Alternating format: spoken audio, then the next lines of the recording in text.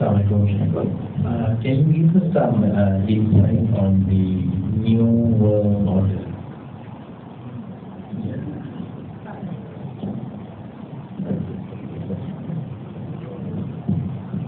The new world order is very old.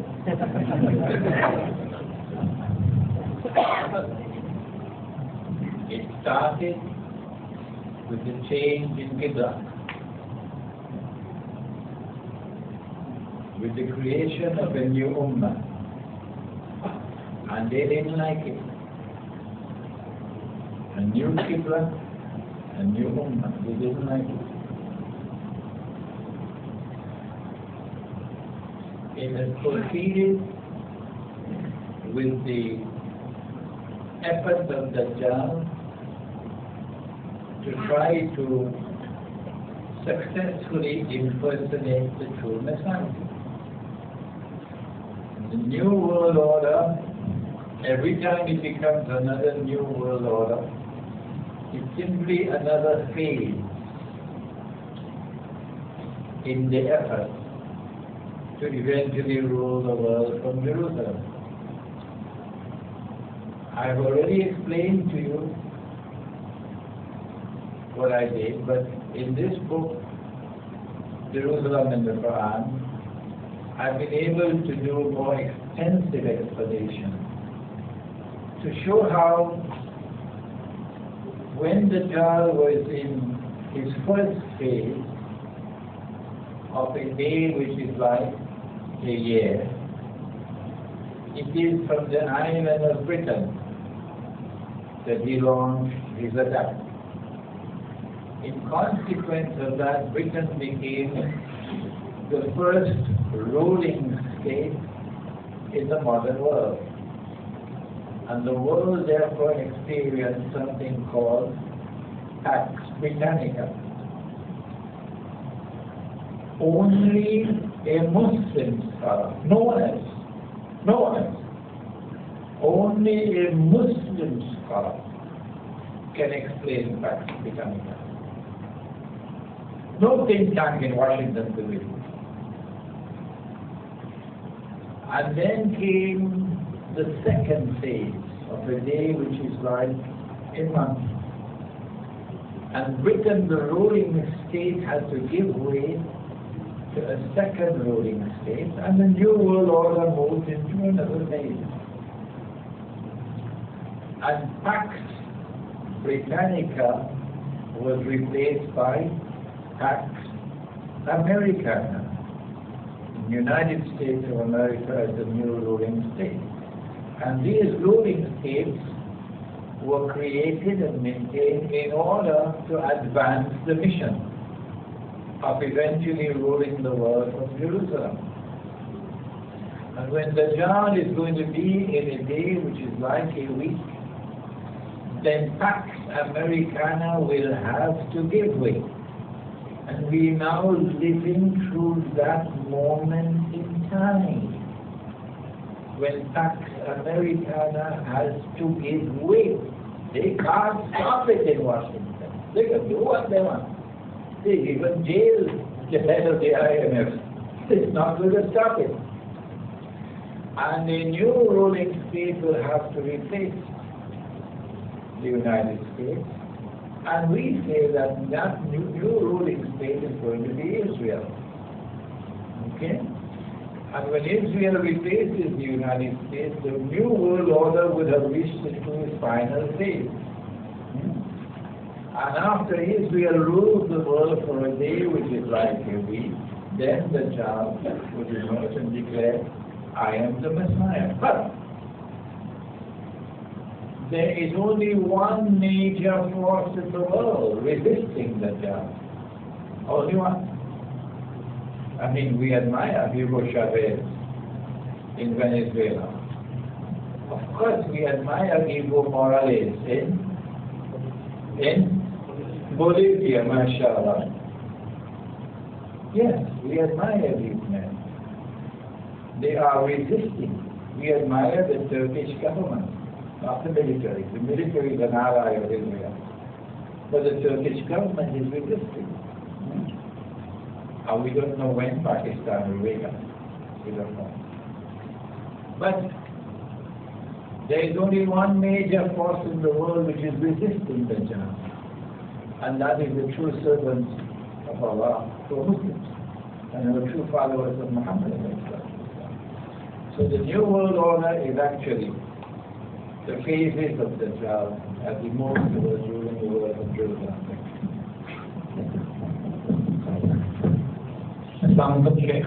I was wondering if you could just point out the similarities between Dajjal in Islam and the Christian conception of the Antichrist. And I was just wondering why Christians would be able to recognize Dajjal when he manifests himself in this space and time. Christian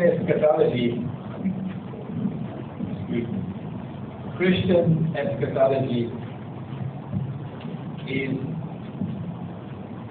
terribly muddled up. I don't know what better word I could use. In the medieval ages, when Christian scholars paid more attention to eschatology than they do today, a Christian does not know. And so he says that the Antichrist has to be a Muslim. The demonization of Islam has been so great by European Christianity. The Antichrist has to be a Muslim.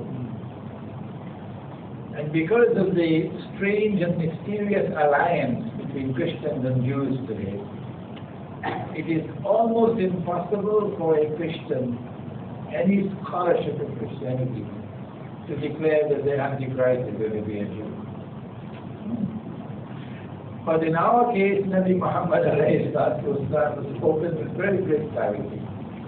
But apart from this, they do have some insight that the mark of the Antichrist is 666. 666 bears an amazing similarity with 600, stage 1, 60, stage 2, and 6, stage 3. Dera clear, Dera Kaman, Dera Kui. The mark of the beast will be on everyone buying and selling. This is the paper money we're using, which is bogus, which is fraudulent, which is haram. The paper money that we're using. And tomorrow they're going to be using electronic money. Sorry. Electronic money has already taken over paper money. But the amazing thing is that Dajjal is going to have to bring back gold and silver coins as money. Yes. I was in a Christian, Jewish, Muslim dialogue at Drew University in New Jersey, in the United States. And there were about a dozen rabbis and more than a dozen Christian ministers, and poor lonely Imran Hosein was the only one representing Islam. And I got up and made a blunder. I was talking about how you changed the Bible and you put now that you are prohibited from lending money and interest to your brother Israelite, but you can lend money and interest to me. Aren't you ashamed? And I said, this is what they were doing in the temple. When Jesus entered the temple, he found them lending money on interest. And that's why he cursed them. And he turned over their tables and he drove them out of the temple. And he said, you've taken the house of God and you've transformed it into a den of thieves. Oh my gosh. The Christian ministers and the rabbis had a field day. They said, Imran, you're wrong. You're wrong. Let us tell you.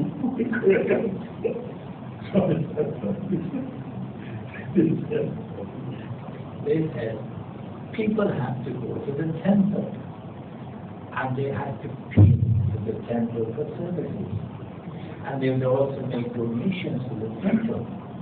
But Imran, they could not do it with Roman money. because the Roman money had graven images, haram. So Imran, the temple had to mint its own coins. And when the people came to the temple, there were money changers. And the money changers had to change the Roman money for temple money. And in the process of changing, they were ripping them off. So you were wrong, Imran. Little did they know that in correcting me, they were so happy to correct me that day. In correcting me, and I'm grateful for them, they gave me the insight for me to say today, the day of tomorrow which is coming, when Israel is going to have to mint gold and silver coins without any graven image. And only when those coins are in circulation, only then can the Jah declare, I am the Messiah. So an international monetary system that is doing all kinds of acrobatics is going to finally conclude with dinar and dirham. And so we ask, where are the scholars of Islam?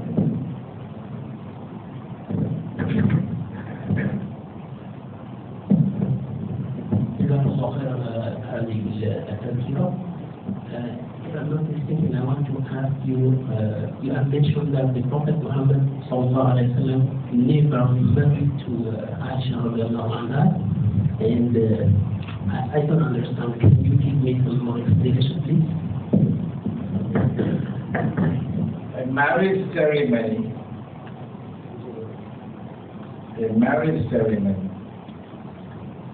is invalid if a girl does not have the choice to say yes or no.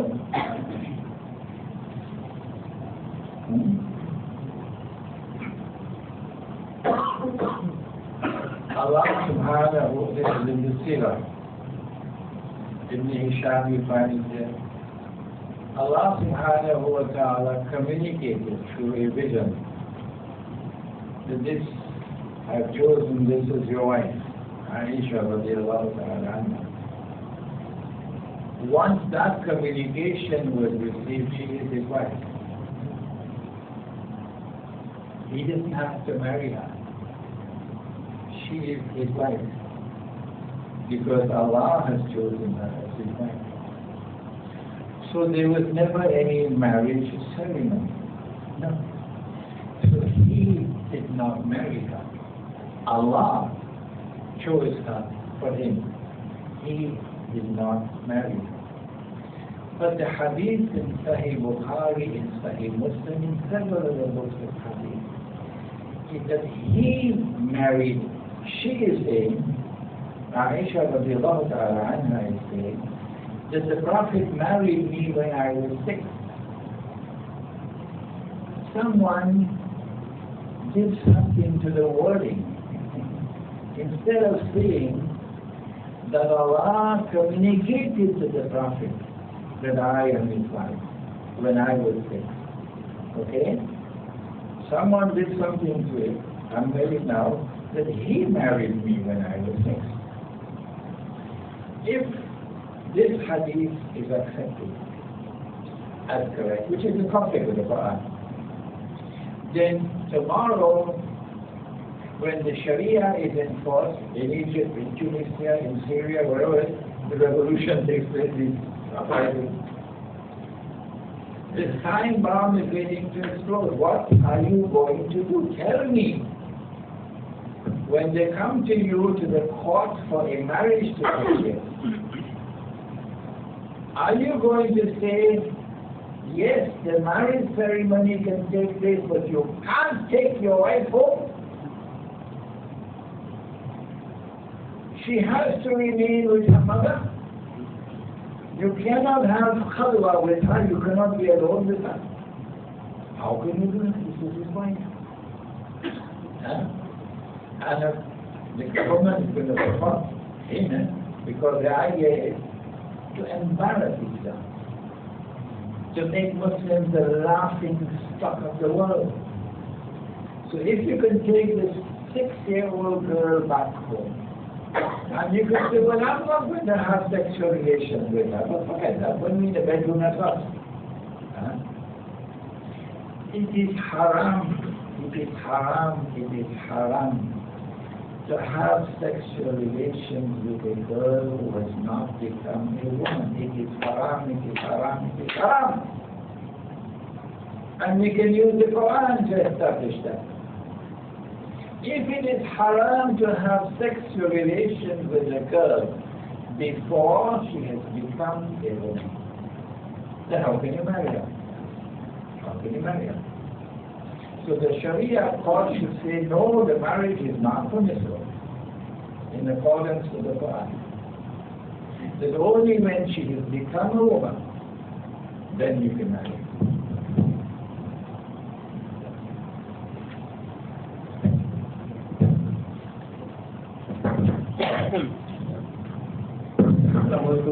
As you mentioned before, as a result of the Middle East uprising, Israel will wage a preemptive war to face Israel. So in the years to come towards the Jerusalem, what do you think will events that will take place in Southeast Asia? I like that question. I have a question to ask you first. When the Malay recites the Quran, it's not lazy. It is akhir. But when he's not reciting the Quran, he says akhir.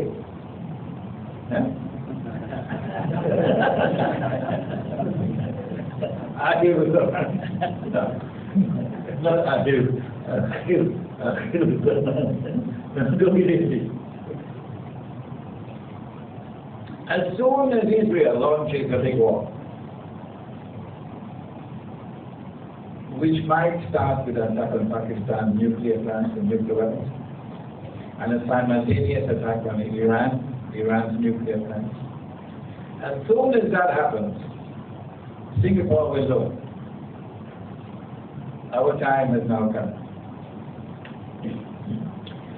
Either Singapore acts this way, or it's the beginning of the end for Singapore.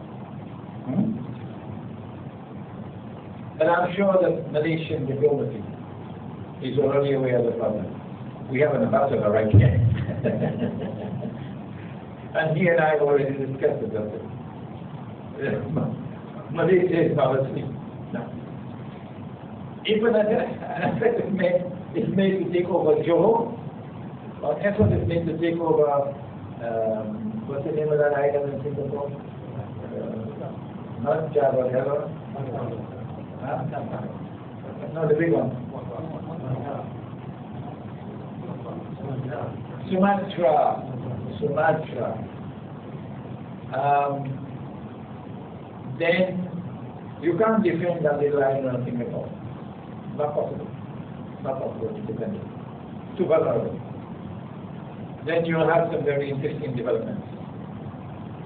It is better for me not to speak with too much detail. But just to make you aware that there are going to be dramatic developments in Southeast Asia as soon as Israel launches her attack.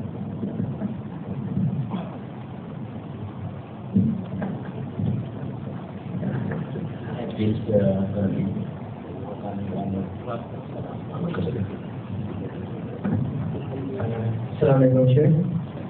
My name is Sheikh. And recently there was a meeting in Kazakhstan. There was this meeting was attended by leaders from China and Russia and leaders from Middle Asian countries, and with President Ahmadinejad and leader of Pakistan was there as an observer in Kazakhstan. Huh? And India, yes, and that meeting was in India. Yes, exactly. It was Shanghai Cooperation Organization.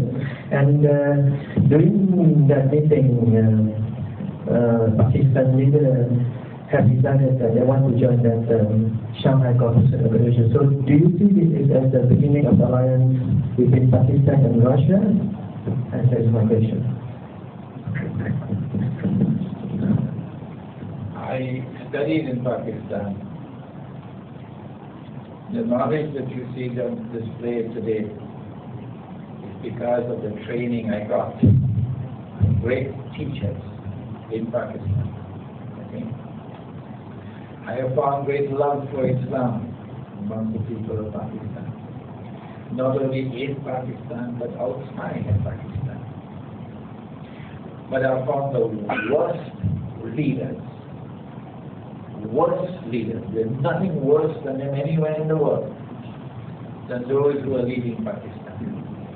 And whenever a leader emerges who stands up, he's killed. He's assassinated.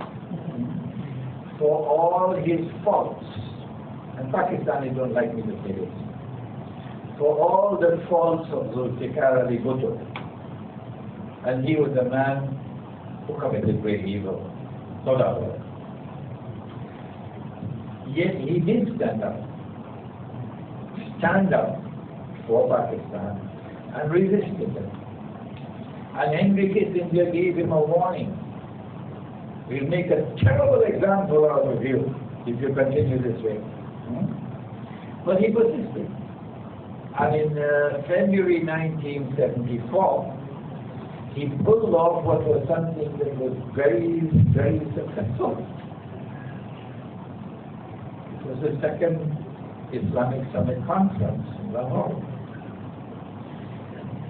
Malik Faisal rahimahullah joined with Zulfikar Ali Bhutto to ensure that that summit conference takes place. And the rulers of the world didn't like it at all. And Indira Gandhi responded 2 months later